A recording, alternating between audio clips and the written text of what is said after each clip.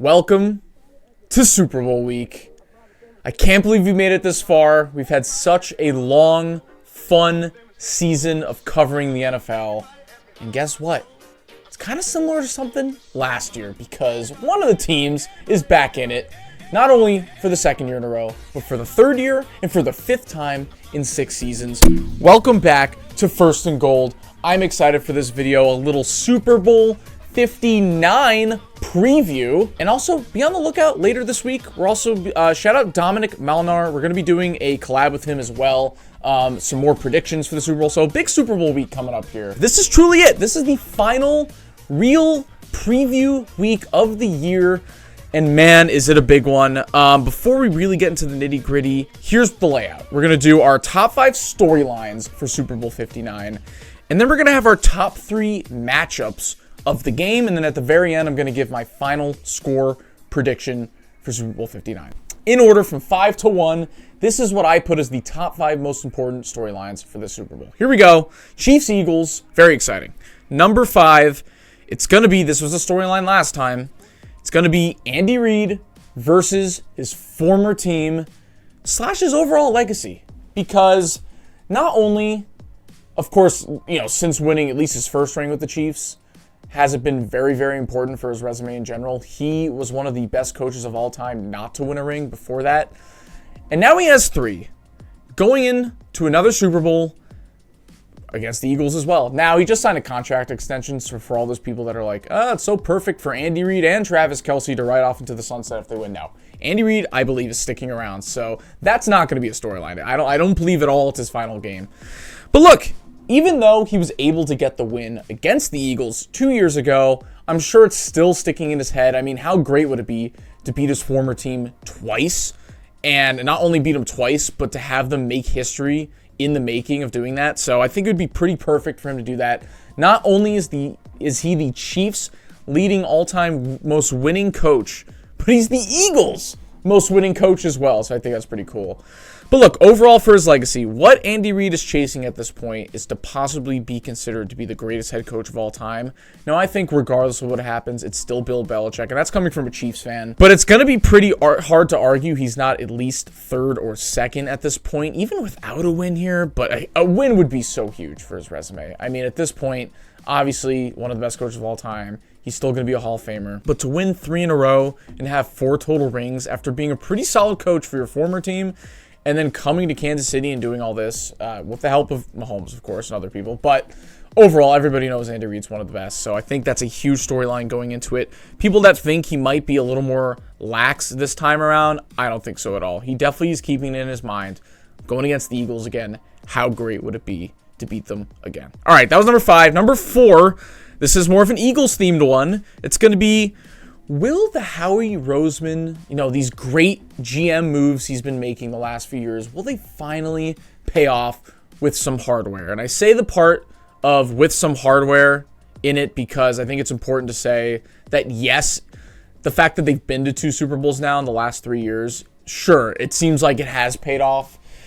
But Eagles fans know this. They want that ring. I mean, come on. Because you're not going through another offseason of, look, the Eagles had a great draft, and they'll probably be pretty good this year, but I don't know, Nick Sirianni's a little iffy, and sometimes they have some locker room drama, you know what I mean? And they don't come out with another ring. That would be something to really just quiet all the noise that has happened with the Eagles the last few seasons. Now, personally, I don't think a lot of their drama is that big of a deal. But to some people, especially to the media, they love talking about it. The A.J. Brown reading all the books on the sideline and Nick Sirianni yelling at fans, all that shit. That could be just taken away if Howie Roseman and the pieces he put together all go out there on Sunday and get a dub. It's interesting because he's made a lot of great moves. I mean, obviously, he was a part of the trade for A.J. Brown. He drafted Devonta Smith. He put together, parts of that O-line, not all of them. But he's put together these players that you weren't expecting to have as great careers as they did. And now they're out there looking really good. Reid Blankenship, Zach Bond, who came out of nowhere this season, and now he's a first-time All-Pro. Jalen Carter, of course, he drafted. Nolan Smith at defensive line. So overall, Howie Roseman, I gave him a little bit of shit this past offseason. I feel like the Eagles were getting a little bit overrated, especially when it came to their offseason moves. totally disproved me. I mean, I didn't even mention the biggest one of all, of course, was the trade for Saquon. So if Harry Roseman could really solidify himself as one of the, I mean, he's already talked about as one of the best GMs in the NFL, but if he really, really wants to, put the nail in the coffin, got to go out there and win the Super Bowl. So we'll see what happens. All right, number 3, it's the Chiefs are the villains storyline. Now, I almost wanted to put this higher, but the first one will make sense. Maybe higher than the next storyline, but at the end of the day, not only speaking from experience as a Chiefs fan, but I think a lot of people can agree at this point, you can't go online and look at anything Chiefs related posted by the NFL, the Chiefs themselves, any other kind of Twitter or Instagram account. You can't go on there and see anything but the Chiefs are cheating. It's refs. It's guys, can you please stop making the Chiefs the darling of the NFL? We all know Roger Goodell's doing this. The script has been leaked. We all know the Chiefs are going to three-peat. Blah, blah, blah. We hate the Chiefs. It's all just negative towards the Chiefs. So that's going to be a huge talking point, unfortunately, this coming week, which is going to be, all the ref talk, the fact that they're already going to change another rule because the Bills couldn't get it done at Arrowhead. And also, no matter what happens, Chiefs win or lose, people are going to be complaining about the refs. Even if it's a game kind of like last Super Bowl against the 49ers where there really wasn't any crazy controversial calls, people are still going to have their screenshots on Twitter of a misholding or whatever the you guys want to do. Like, it's going to be the same exact thing no matter what happens. The Chiefs could win 55-0, totally clean game, and people are still going to bitch about the refs. So overall, it's the Chiefs against the world at this point. People are going to be talking about Taylor Swift and the fixes and all that stuff. And at this point, it's up to the Chiefs to just block out all the noise and prove everybody wrong and be like, no, I don't care what you're saying about us. We're still going to go out there and win the Super Bowl. So we'll see what happens with that. That's going to be a huge talking point. All right, number 2 is kind of similar with the Howie Roseman thing, but this is more targeted towards Nick Sirianni, the head coach. And can he prove the haters wrong? Now, I still think if the Eagles win this game, a lot of the credit coaching-wise is going to go to Kellen Moore and Vic Fangio, which is both their offensive and defensive coordinators, and more just the players in general because they're just such a talented overall team. But look, there's still a guy that's got to man the whole thing, and that's Nick Sirianni. He's the group leader. And look, there's been some weird stuff over the last few years with Nick Sirianni. I think everybody knows it at this point. I don't have to go list all of it off. If there's something to really just let people totally not care about all the negatives when it comes to Nick Sirianni, it's just to go out and win a Super Bowl. It's kind of similar to Russell Wilson in a way, although I think Russell Wilson's a good dude. Nick Sirianni, I just don't know at this point. But it's kind of similar in the way that not a lot of people loved Russell Wilson. He was kind of an oddball and a little bit annoying to some. But as long as he kept winning, nobody really cared. I mean, he went out there and kind of had this mini dynasty with the Seahawks. So if Nick Sirianni, at this point, 2 Super Bowl appearances in 3 years, if he can get 1 win under his belt, I think people can take all the negative that comes to Nick Sirianni, and he'll just prove all the haters wrong. I'm sure he'll be pretty cocky, actually, if they go out and win. So I don't know if that adds to his arrogance, but look, at the end of the day, I think it's very interesting to see what Nick Sirianni can help do with the Super Bowl. So we'll see. All right, and then finally, the number 1 storyline for Super Bowl 59. This one gives me chills because I'm a Chiefs fan, and this was the number 1 storyline going into the 2024 season. Go back and watch our video. We put that out in in the summer, and it was, can the Chiefs make history, do something a team has never done before in the NFL, and three-peat? Obviously, will Mahomes and the Kansas City Chiefs do the three-peat? I can't believe I'm even saying that. Will they complete their quest for a three-peat? And here we are, a 15-2 season later, 2 playoff wins, a Super Bowl appearance, and 1 game away from it actually coming to fruition. I don't know if it's going to happen. We'll get to my prediction later, but I mean, it's kind of crazy. We're just sitting here. I mean, last year it was just awesome to have the first year of the podcast be a Chiefs Super Bowl win, and that kind of solidified our dynasty, and it was just awesome in that way. But to come back for another full season, all these videos we put out, all the shit the Chiefs have gotten, all the close games, the big playoff wins, we're sitting back here in early February once again with the Chiefs in the Super Bowl, but it just feels like so much more is on the line than last year. And it's crazy to think because that's just a very spoiled thing to say, but when you're 1 game away from making NFL history, that's when it really sets in. So I want to take this seriously as possible because I know people are just going to be like, bro, you've already won too much. Let another team win. Fuck the Chiefs. We're tired of them. But look, I'm a Chiefs fan. If any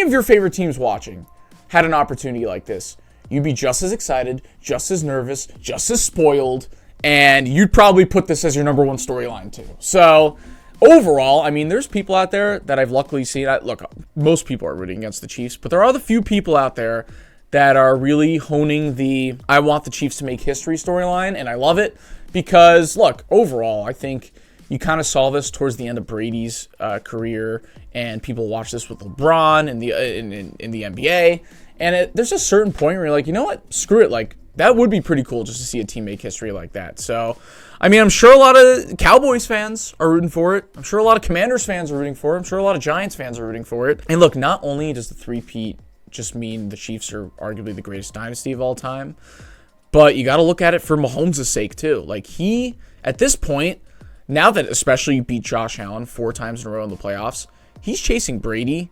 And look, as a Chiefs fan, the GOAT debate honestly doesn't bother me at all. Like, bro, I don't care. I grew up as a Chiefs fan during Trent Green, Brady Quinn, Matt Castle. I don't give a shit if Tom Brady remains the GOAT. That's not my issue at all.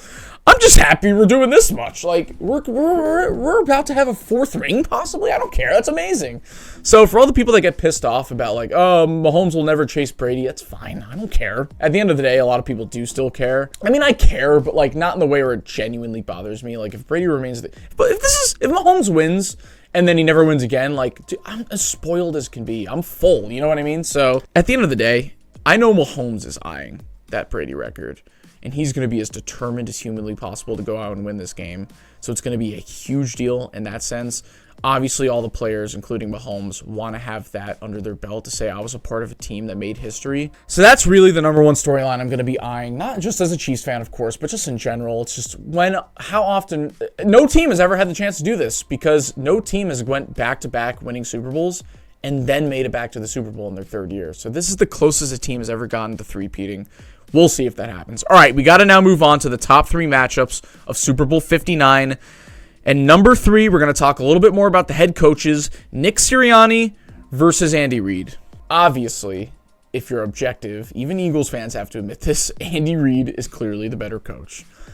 And the funny thing with Andy Reid is that, you know, when I questioned this after the Texans game, I was like, are the Chiefs, like, this is kind of a myth. Are the Chiefs really saving their best plays for the championship in the Super Bowl? And I was like, I don't know, maybe this is just how the Chiefs offense is. Nope, totally proved wrong. I mean, we saw shit. I mean, even the Bills admitted it. We saw plays that I've never seen the Chiefs run, especially this season. I mean, those bootlegs with Mahomes, the designed runs, just so many great play calls from Andy Reid just in that game. I can't wait to see what he does in the Super Bowl. But just to read out some stats comparison between these two coaches, Andy Reid, this is just for Chiefs. If I read his all-time stats, it'd be a little overwhelming. But this is for the Chiefs as a head coach.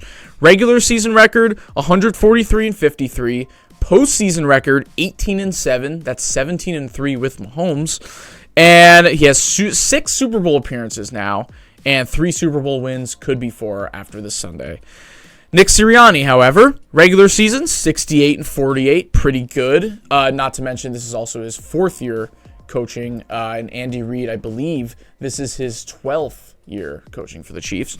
68-48 regular season. Postseason, he's 5-3 with 2 Super Bowl appearances, no wins. And then just this year alone, they are 3rd in win-loss percentage, 6th in turnover per games, and then 2nd in points and 2nd in yards. So a Nick Sirianni-led team has some pretty damn good stats too, not only this season, but of the last 4 years. So that should absolutely not be undermined, not just in terms of play calling.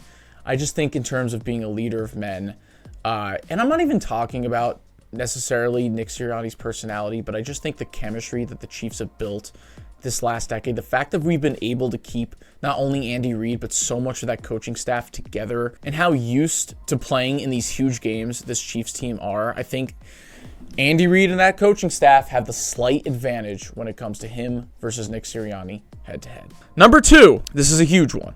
And this is the one I'm most nervous about, which is the Chiefs' offensive line against the Eagles' defensive line. And it's funny because you would initially think, yeah, I mean, I'd be worried about those tackles too, but that's not necessarily what I'm thinking about. I'm thinking about the fact that now that we've moved Joe Thuney out to left tackle, which I still think was a great decision, he's been very solid in the playoffs so far. But with that comes our backup left guard, Mike Caliendo, coming in and playing, who has struggled a bit so far since that move has been made. And guess who's going up against in the Super Bowl? Jalen Carter. So it's not an exciting matchup if you're a Chiefs fan. I'm sure Eagles fans are frothing at the mouth. Now, yes, Jalen Carter still might get blocked by Creed Humphrey or Trey Smith if it's a double team, but I mean, the Eagles aren't dumb. They're probably going to be going after Mike Caliendo most of this game. So that is something that really worries me, not only just for pressure rates, but just for the run defense in general. The Chiefs love running an inside zone in between the guards with Kareem Hunt, and I'm just not sure how successful that might be. So they're going to have to really draw something up with that matchup. Now, luckily, I have some stats here with the Eagles' defensive line. So they are just 13th in sacks, which is still top half of the league with 41. But an interesting stat, they do get a decent amount of sacks, but they are 32nd, dead last in the league in hurries, and their pressure rate is lower than so many teams in the NFL, which was kind of surprising this season. So they don't get a lot of pressures, but when they do get home a lot with the sacks. So that's something to look out for. I mean, obviously, Jalen Carter has been a beast this season. I mean, even Nolan Smith on the edge, I believe, had double-digit sacks. So, look, overall, it could be worse. It could be the Bucs Super Bowl. I think we definitely have a better offensive line this time around, but it's going to be very interesting to see exactly where that matchup is placed. And then finally, the number one matchup is the Chiefs' run defense versus Saquon. So, look, I think the way the Chiefs can contain Saquon is giving up less than 100 yards on the ground and maybe like a touchdown. I mean, if we're doing what other teams are doing with Saquon, the Rams, the Commanders, where it's just like 200 yards, 3 touchdowns, we're not winning this game.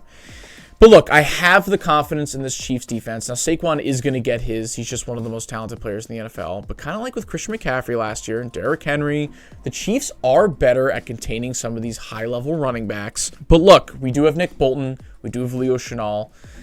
And it's crazy to think that Leo Chenal might be the X factor in this game when it's all said and done. And obviously, I think he's a good player, but at the end of the day, if you're just going Leo Chenal versus Saquon Barkley, yeah, I'm nervous. I'm definitely nervous. And this Eagles team is just not something to take lightly. They are the most talented team left in the NFL that the Chiefs haven't played this season. I think they would whoop the Bills' ass, if I'm being completely honest. So this is the best team we've played. This is a huge, huge matchup.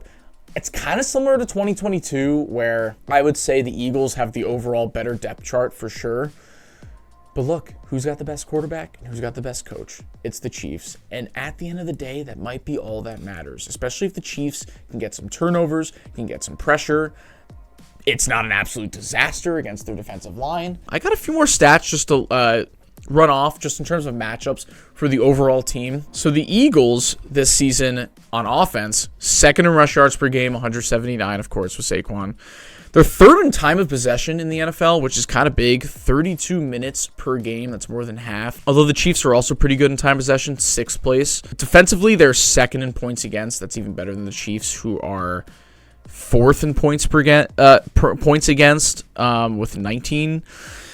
Ooh, it's tough. It's tough. I'm telling you, these stats are tough. It's making me nervous as a Chiefs fan. But Eagles, 8th in yards per game, 367, and 7th in points scored on offense, 27 points per game. The Chiefs are only 15th points scored, 22 points per game, and 16th in yards per game with 327. So the Eagles do have us beat on a decent amount of stats. I'd say their one weakness is their passing game, and it's not necessarily because of anything Jalen Hurts has done. I mean, I think he's been fine all season.